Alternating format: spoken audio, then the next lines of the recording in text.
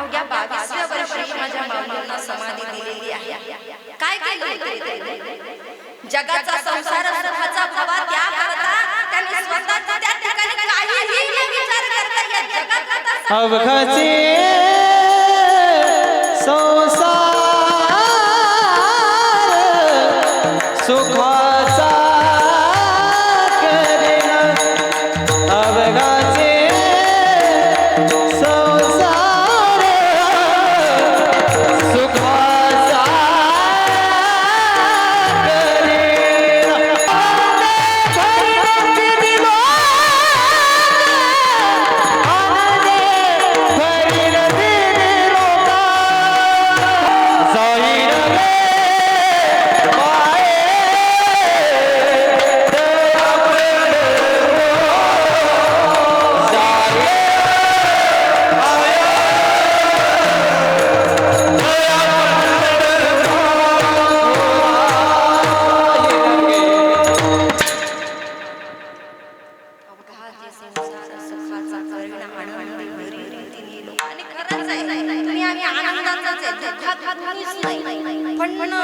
लोकांचा स्वभाव कसा आहे किती जरी आनंदात असलं ना तरी सुद्धा म्हणतात आणि तुम्ही जरा असं म्हणत राहणार ना तुमचं काय काय काय होणार नाही. चार गाडी अशा हवा घेत येतात काय पडलं अरे तुझं काहीच पडलं नाही वरच्या वर पत्ताही लागणार नाही. परंतु कसं माणसाच्या स्वभावाला औषधच नाही कुठलाच औषध घेता येत नाही स्वभाव बदलतच नाही त्याच्या गोळ्या नाही निघालेल्या इंजेक्शन नाही आणि मी तर मध्ये निघायला नाही पाहिजे पण ऐका नाही बाबा हो तो प्रसंग डोळ्यासमोर नामदेवरायांनी बोलायला सुरुवात केली पण आणि पांडुरंग परमात्म्याला सांगता देवा अरे 22व्या वर्षी एवढा संसार सुखाचा केलाय त्यांना अरे लहान माझे ज्ञानोबा होते आणि लहान छोटे असताना चारही भावंड त्या ठिकाणी विठ्ठलपंत आणि रुक्माई आई स्वतःच्या मुलांना न्याय मिळावा चार चौघात त्यांना न्याय मिळावा त्यांना मान फिरता यावा म्हणून गेलेले आहे ब्रह्मवंदन आणि तिथे गेल्याच्या नंतर हात जोडून विनंती केली एकच विनंती काहीतरी तुम्ही न्याय करा आई वडिलांनी आणि आई वडिलांचं कार्य असतं लेकरांसाठी ते काही करतात नाही तो बाप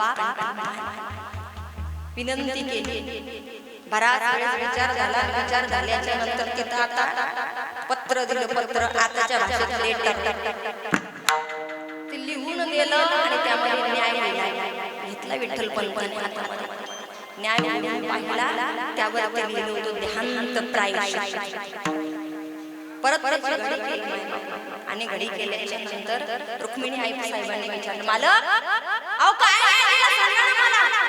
परंतु विठ्ठलपंत सांगायला तयार नाही अगं फार सुंदर न्याय दिला चल घरी 3 दिवस गेले यामध्ये घराच्या जवळ गेले जवळ गेल्याच्या नंतर स्त्री आत्या परत विचारलं सांगा ना मालक कसला न्याय दिलाय मला सुद्धा दाखवा आई साहेबांनी ते हातामध्ये घेतलं आणि त्या ठिकाणी ब्रह्मवंदनाने लिहून दिलं होतं देहांत प्रायश्चित्त करायचं आई वडिलांना त्या माईने पाहिलं आणि पाहिल्याच्या नंतर ए रुक्मिणी रडायचं नाही एकदम शांत बसायचं लेकरांना कळलं नाही पाहिजे आपल्याला कुठला न्याय दिलाय समजलं नाही पाहिजे आणि त्या ठिकाणी आता मात्र दोघेही पती पत्नी गेलेले आहेत सायंकाळ झाली रात्र झाली पती पत्नीने सुंदर स्वयंपाक केला आणि स्वयंपाक केल्याच्या नंतर त्या ठिकाणी असे चारही भावंड जेवायला बसले डोळ्यासमोर दृश्याला तुमच्या लक्षात येते चारही भावंड समोरासमोर बसलेले आहेत आणि बसलेल्यानंतर त्या ठिकाणी आई साहेबांनी सर्वांना ताटा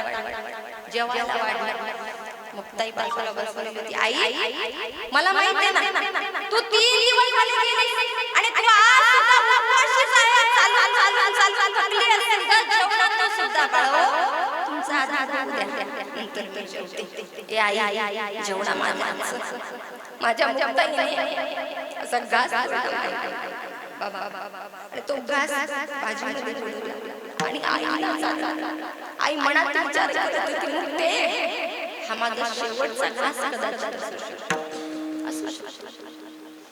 आईने एक घास खाल्ला, दुसरा घास आईने खाल्ला. सर्वजण गप्पा मारतात, सगळं काही झालेलं आहे, अंथरुण टाकले, पांघरुण घेतले, सगळे जण झोपलेले आहे, परंतु त्या मायला मात्र झोप येत नाही.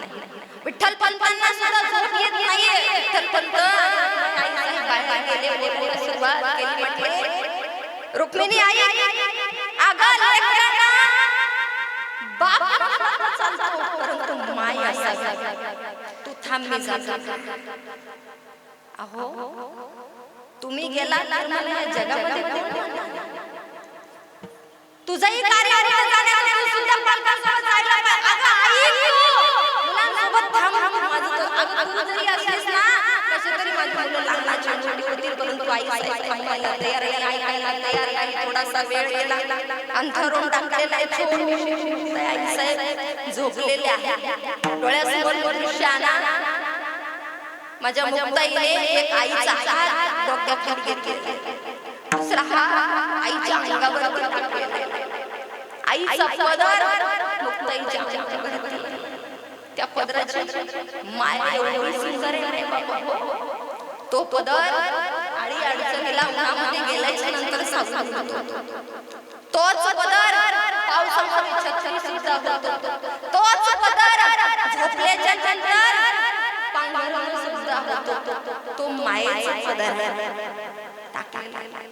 परंतु दोघाही पती पत्नींना झोप येत नाही, काय करावं. बराचसा वेळ निघालेला निघालेले आहे, बाहेर गेले आणि बाहेर गेल्याच्या नंतर आवाज दिला, रुक्मिणी अगं बाहेर ये.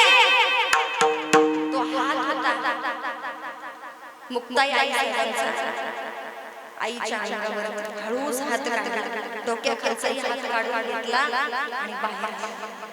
आई तू थांब, मी जातो ध्यान प्रायश्चित्त करण्याकरता. नाही मला सौभाग्यवती, मला सुद्धा जायचंय, मलाही तुमच्या सोबत यायचंय. अगं थांब, तरी सुद्धा ऐकायला तयार नाही. आणि त्या ठिकाणी आता मात्र माय बाबा हो लक्ष नाही का, दोघंही पती पत्नी ध्यान प्रायश्चित्त करण्याकरता निघाले. आई साहेब दोघेही गेलेले आहेत, ध्यान प्रायश्चित्त झालं. सकाळ झाली, सकाळ झाल्याच्या नंतर दादा निवृत्ती उठल्याच्या नंतर आईला पाहतायत, वडिलांना पाहतायत, दोघेही त्या ठिकाणी दिसत नाही. दोघेही दिसत नाही. आवाज दिला, बाहेर जाऊन पाहिलं तरी सुद्धा दिसत नाही. करावं काय. देवघरामध्ये जे पत्र ब्रह्ममंत्र्यांनी दिलं होतं, वृंदांनी ते ठेवलेलं होतं, ते घेतलं, पाहिलं, त्यामध्ये लिहिलेलं होतं ध्यान प्रायश्चित्त.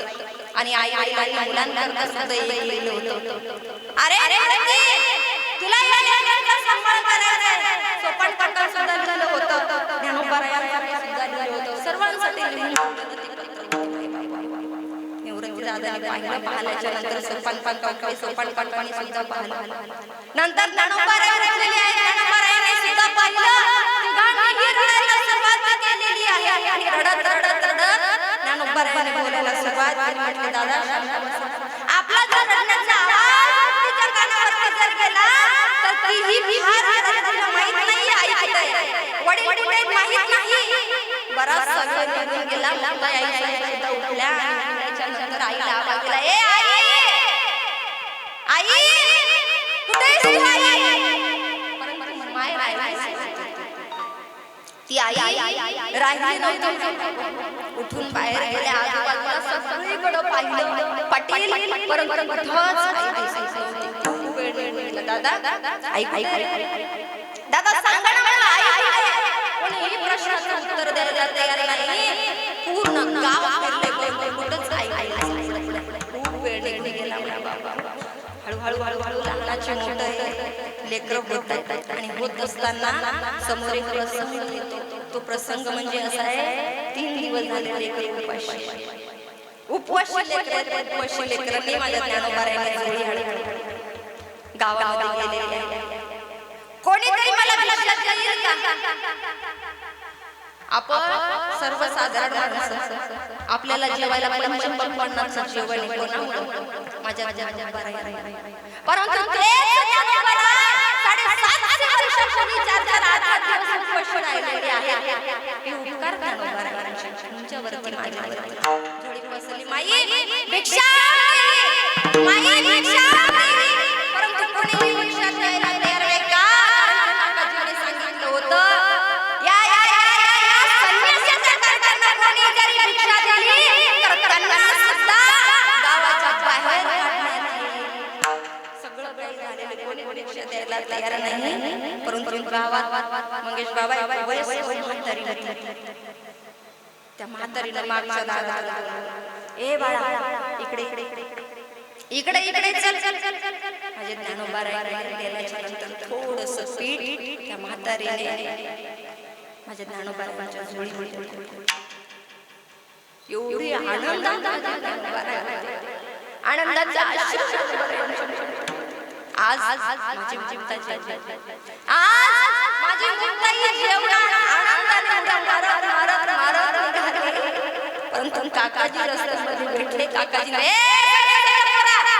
कुठे चाललास नाही? झोळी अशी कारण खेचून घेणार झोळी अशा त्या ठिकाणी काकाजी विसोबा काय रे कुणी दिलं तुला? नाव सांगितलं नाही, परंतु ते थोडंसं पीठ सुद्धा भेटलेलं ज्ञानोबारायांचा खाली सांडून दिलं. अहो फक्त खाली नाही सांडून दिलं, पीठ पायावर सुद्धा टाकलं का? कारण सांगितलं पीठ सुद्धा एक संन्याशाची कारकीर्द घेतली. रडत रडत रडत माझ्या ज्ञानोबाराया कुटीच्या दिशेने मुक्ताई दारात बसलेले मध्ये गेले काठी लावून घेतलेली आहे आणि लावून घेतल्याच्या नंतर माझ्या ज्ञानोबाराया टाकला फोडून रडायला सुरुवात केली. देवा ए देवा काय मागितलं मी तुझ्याकडे? माझ्या आईला आम्हाला आम्हाला गावामध्ये नाही, आम्हाला कोणी खायला देत नाही, आम्हाला कोणी प्यायला देत नाही. देवा या काका जन्माला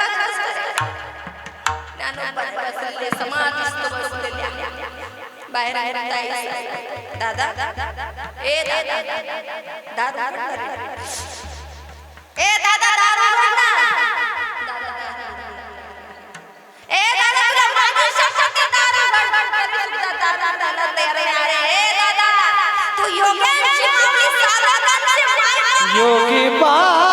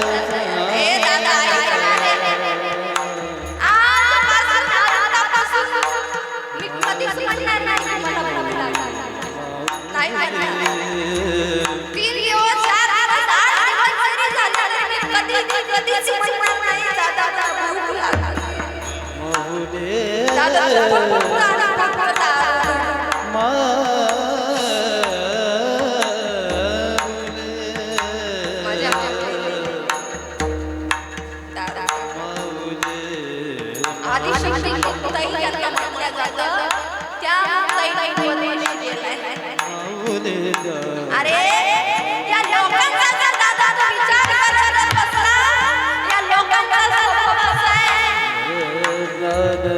खाली पावलं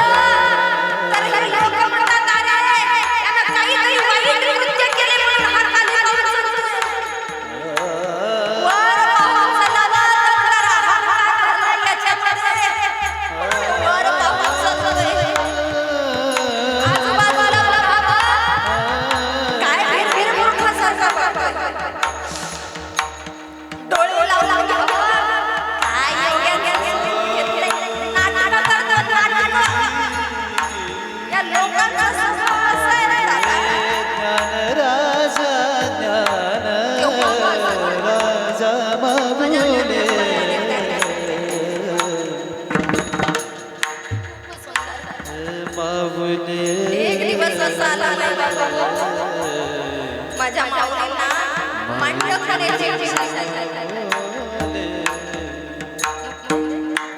मांड खावंसं वाटतं. दादा आता सासरी मी गावामध्ये खापर घेऊन येते. माझ्या छोट्याशा मुक्ताईने गावामध्ये त्याच्यानंतर 4 घरी खापर मागितलं तरी काय साधा आमच्यासारख्या लोखंडाच्या माणसं येतात. आमच्यासारख्या लोखंडाच्या माणसं येतात आणि 2 वर्ष त्या परिसाला मस्तक लावलं सोनं होतं. राजा भोले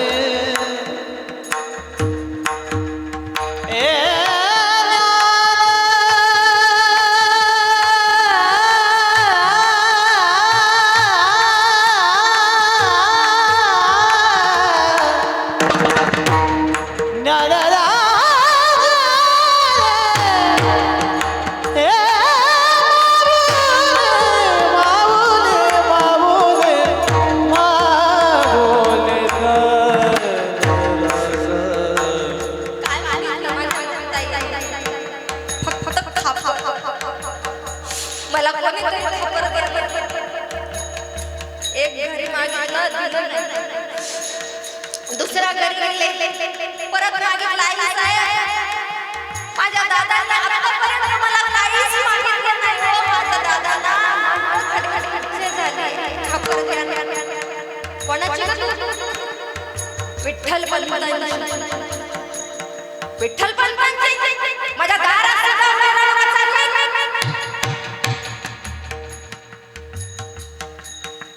परत आई अगं मला खापर एका आई खापर आणि ते खापर घेतलं आणि माझ्या उड्या मारत माझे दादा आता माझे दादा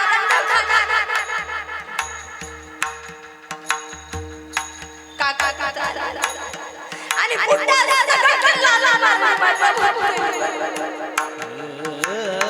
मागुले ध्यान राजा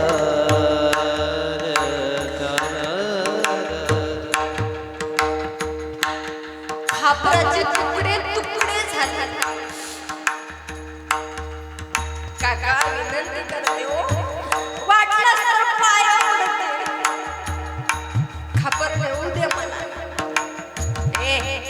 आली तशी रस्त्याने एक गोष्ट लक्षात ठेवा माय बाबा, ज्या मुक्ताईचा आपण प्रसंग पाहतोय ना यांना आदिशक्ती म्हटल्या जातात. जगात जननी महाकाली स्वतः मुक्ताईच्या स्वरूपामध्ये जन्माला आले. एक सांग माय बाबा, माझं स्वतःच मत आहे, मुक्ताई आई साहेबांनी साधं वर डोळे करून जर पाहिलं असतं तर राख झाली असती जागेवर. परंतु नाही, संतांचा स्वभाव असा आहे ना, पुण्यवान असो पापी असो दुष्ट असो वाईट असो कसलाही दगड मातीपासून बनलेला असो त्यांच्यावरती उपकार करणारे असतात. धावत धावत माझ्या मुक्ताई गेल्या, एका कोपऱ्याला रडत बसल्या आणि निवृत्ती दादा मुक्ती काय रडतीस, काय झालं तुला रडायला? दादा खापर आणायला गेले होते, विसोबा काकाने फोडून टाकलं. सोपान काकाले ते कारण तेवढ्यात ज्ञानोबा राहिले. काय झालं रडायला? झालेला सर्व वृत्तांत सांगितला ज्ञानोबा राय म्हटले मग ते टेन्शन घेऊ नको. आत्ताच्या भाषेत बरं, जा मांडण्याची तयारी कर. माझ्या आई साहेबांनी म्हणजे मुक्ताई आई साहेबांनी मांडण्याची तयारी केली. माझे ज्ञानोबा राय गुडघ्यावरती बसले, हात टेकवले आणि त्या ठिकाणी ज्ञानोबा रायांची पाठ लाल गुंद झालेली आहे. मुक्ताई टाक पाठीवरती. आणि ऐका, त्या ठिकाणी माझ्या मुक्ताई आई साहेबांनी ज्ञानोबारायांची लाल बुंद झालेली पाठ पाहिली आणि मुक्ताई साहेबांनी रडायला सुरुवात केली. दादा, अरे कोणती इज्जतदार बहीण असेल अशी की तिला तिच्या भावाचं वाईट झालेलं बघावं वाटतं. अरे माझ्यामुळे तुझी लाल बुंद पाठ झाली मुक्ते, करडतीस ग तू.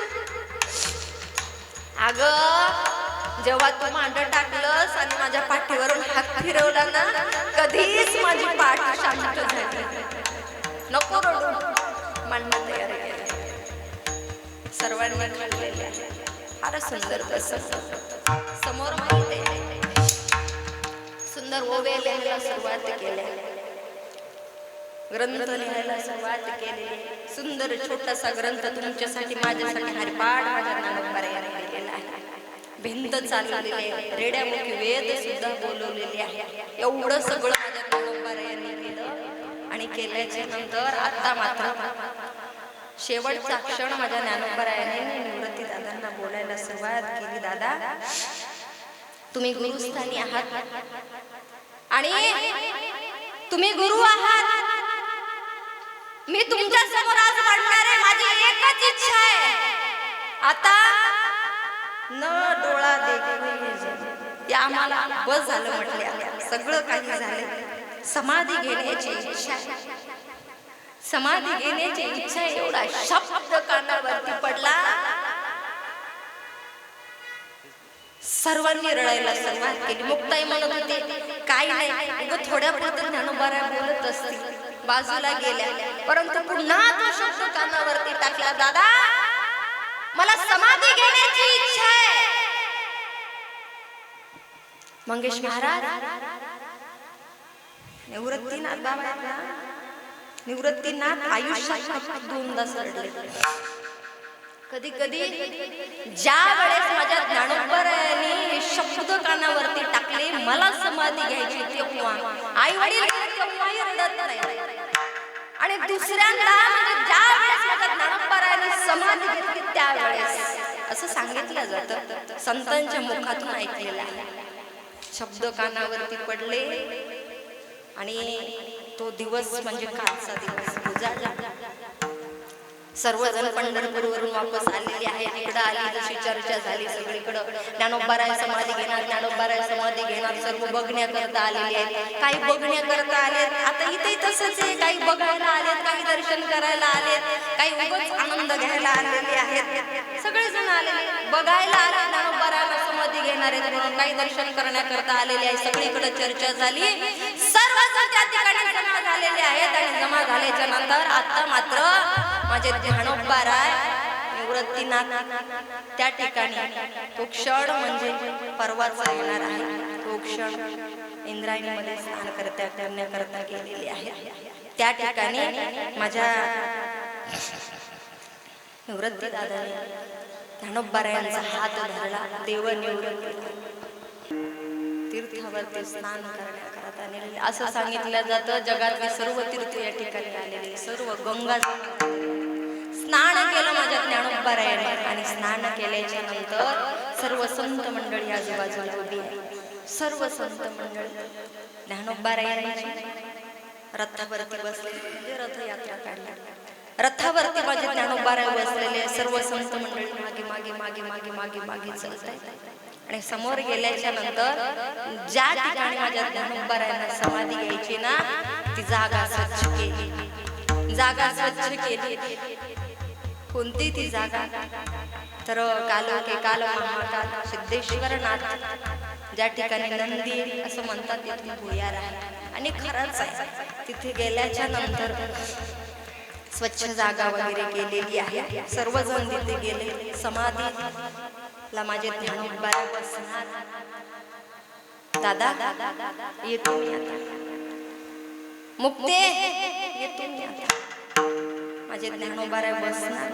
ज्योत लावलेली आहे, ती ज्योत अजूनही चालू आहे. एक दंड बाजूला उभा केलेला आहे. तो दंड आजही पाहायला मिळतो. अजान समाधीस्थ बसणार.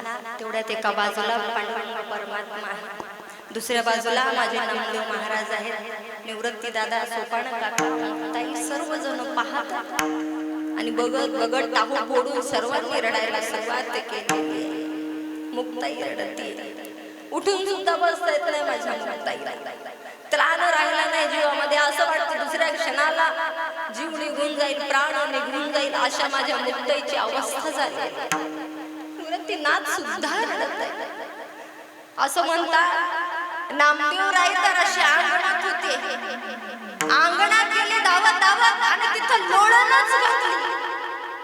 तेव्हा फोडून रडायला सुरुवात. आणि एक गोष्ट लक्षात ठेवा श्रीकांत महाराज, तुमच्या माझ्यासारखे दगडासारखे माणसं रडतात यात काय नवल. अहो संत रडतात यात काय नवल, अख्खा समाज रडतो यात काय नवल. साक्षात जगाचा बाप सुद्धा टाळून रडत होता, खूप रडत होता. रुक्मिणी आई साहेब होत्या. रुक्मिणी आई साहेब म्हणतात देवा अहो हे सगळं तुम्हीच घडवून आणलं ना, तर तुम्हीच रडत आहे, अहो रडू नका ना. परंतु माझ्या पांडुरंगाचं रडवणं काय थांबत नव्हतं. टाहू फोडून रडत होते, टाहू फोडून रडत होते. आणि रडत असताना माय बाप हो तो अखेरचा क्षण म्हणजे माझी माऊली खोट्यावरती बसलेली आहे, मांडी घातलेली आहे. आणि योग्यांची माऊली म्हटल्या जातात ना, त्या योग्यानेच त्यांनी समाधी सुद्धा घेतलेली आहे. फारच सुंदर क्षण माझ्या नामदेवरांनी सांगितलंय माय बापा. समाधीचे अभंग तुम्ही ग्रंथामध्ये जर पाहिले, गाथामध्ये माझ्या नामदेवरांचे पाहिले, तर जशास तसे तुम्हाला तुमच्या समोर येते. फार सुंदर चरित्र माझ्या नामदेवरांनी सांगितलेलं आहे. आणि सगळ्यात महत्वाचं सांगायचं म्हणजे एवढा काय फार मोठा माझा अभ्यास नाही. आताच नामदेवरांचा सप्ताह झाला, तो ग्रंथ सहज एकदा दोनदा तीनदा तो गाथा डोळ्यासमोरून गेला. म्हणून खरंच आहे तो वाचताना सुद्धा व्यक्तीच्या डोळ्यामधून अश्रू येतात. फार सुंदर चरित्र समाधीचं लिहिलेलं आहे माझ्या नामदेवरायांनी. आणि हेच माझे नामदेवराय म्हणतात पांडुरंगा एवढा सगळं झालं आणि त्या समाधी दिली. आता माझी तुझ्याकडे मागणी आहे. कुठली मागणी? अभंगाचं प्रथम